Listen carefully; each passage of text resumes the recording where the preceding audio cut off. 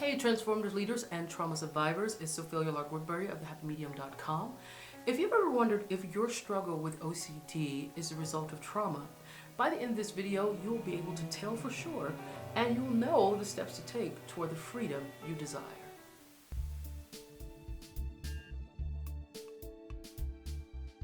For the best trauma recovery tips, tools, and strategies, be sure to subscribe by hitting that subscribe button and click that notification bell so that you'll never miss a video when I upload new content every Wednesday. Welcome back, everyone. If you are new here, I am a licensed professional counselor and a certified clinical trauma professional, helping individuals and organizations resolve the effects of trauma and build resilience. So there is a burning question that many people are asking that very few therapists talk about, and that is, can trauma cause OCD? We're going to dive into the answer right now. Okay, so here's the deal. First of all, let's be clear about the term cause.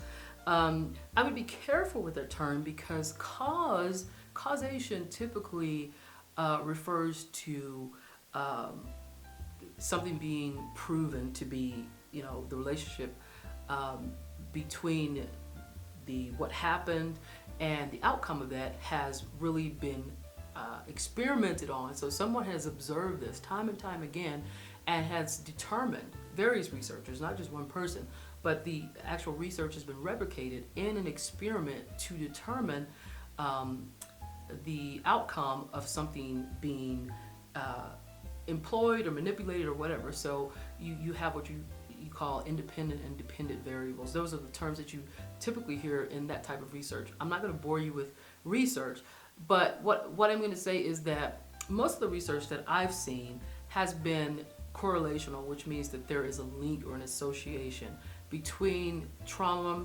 and OCD.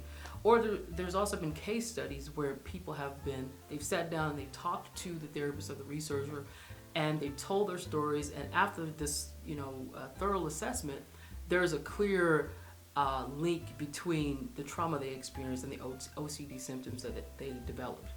In children, before I say that, I also want to say that I also believe that trauma does not actually cause OCD as a general rule, is because some people don't develop OCD after a traumatic event. So, and the research seems to go in that direction as well. So anyway, I wanted to say in children, what we typically see is that they are predisposed to anxiety or depression before a traumatic event. And then after that trauma, we start to see the symptoms of OCD. In adults, the trauma-related OCD symptoms can be linked to a physical, criminal, or sexual assault, a serious injury, a serious illness, things like that, where before those things happened, you didn't really see the OCD symptoms. But, the trauma happened, and whatever it was, the person is now engaging in sort of ritualistic type OCD behavior. So maybe they're checking the doors all the time, 8 or 9 times before they leave. They have to twist the doorknob, or they have to look out of the window, the peephole, and the big pane window before they go outside, because the last time they did, somebody was out there, they didn't expect, and something bad happened. Or whatever the ritual is, if they, caused an accident, or they injured themselves or someone else, maybe they don't ever want to drive again, or maybe they don't want to be in charge of some type of transportation that caused someone to get hurt or someone to get killed, and so they engage in these type of ritual behaviors to avoid those kinds of things at all costs. So how do you know for sure that your struggle with OCD is related to trauma? In the case of a specific one-off trauma, a person is usually able to identify a specific event that was significant to the development of OCD symptoms.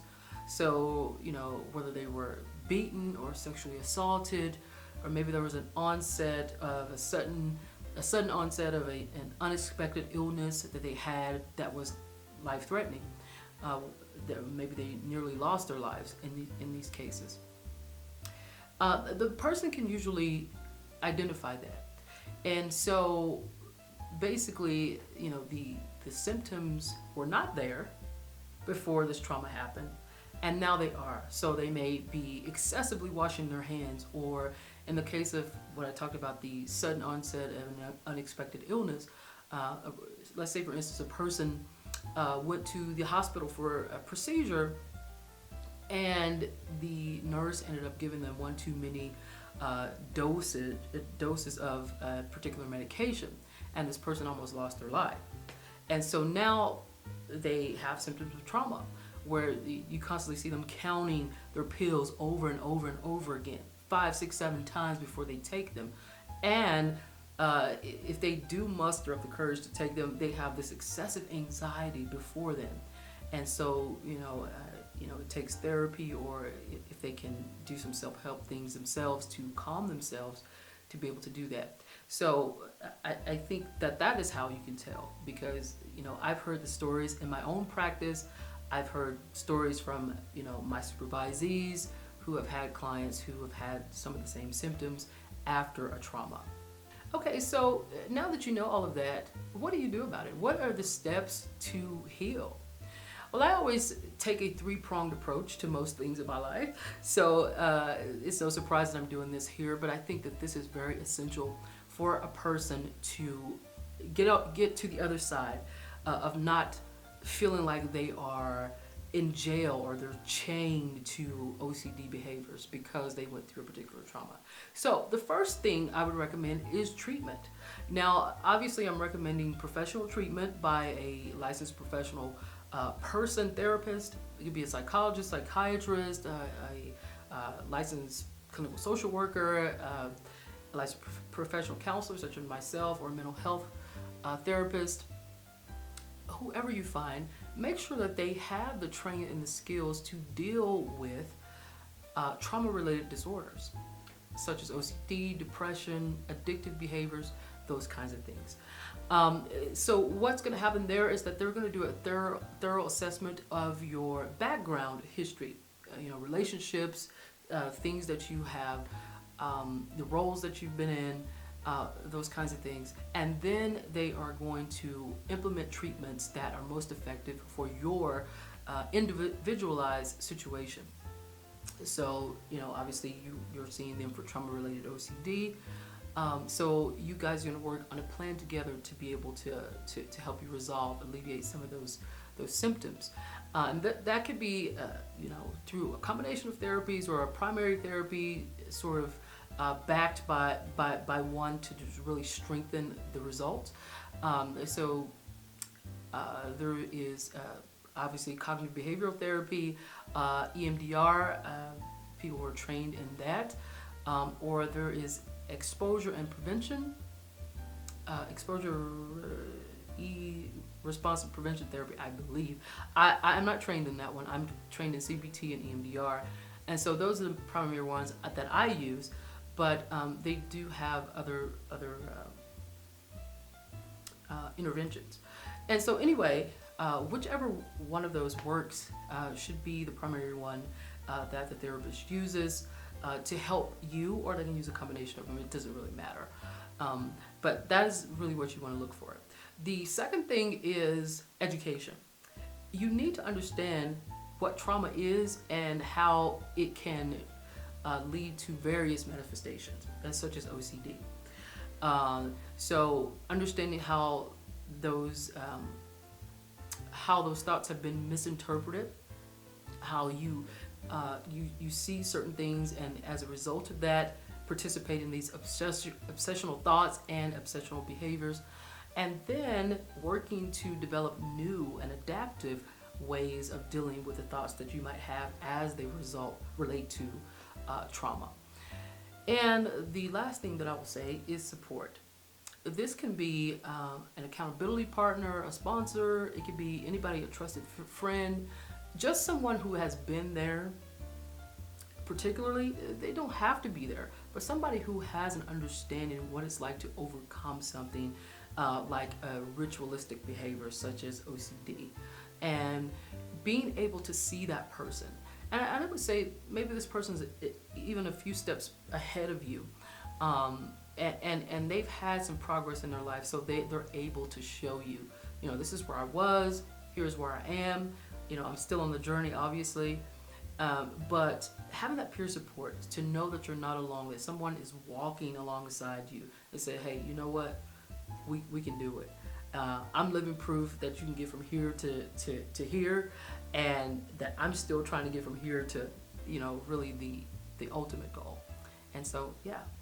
So now you know for sure how to tell if your OCD is related to trauma, and you know the steps to take toward healing. But what if there are other symptoms of trauma that you want to heal?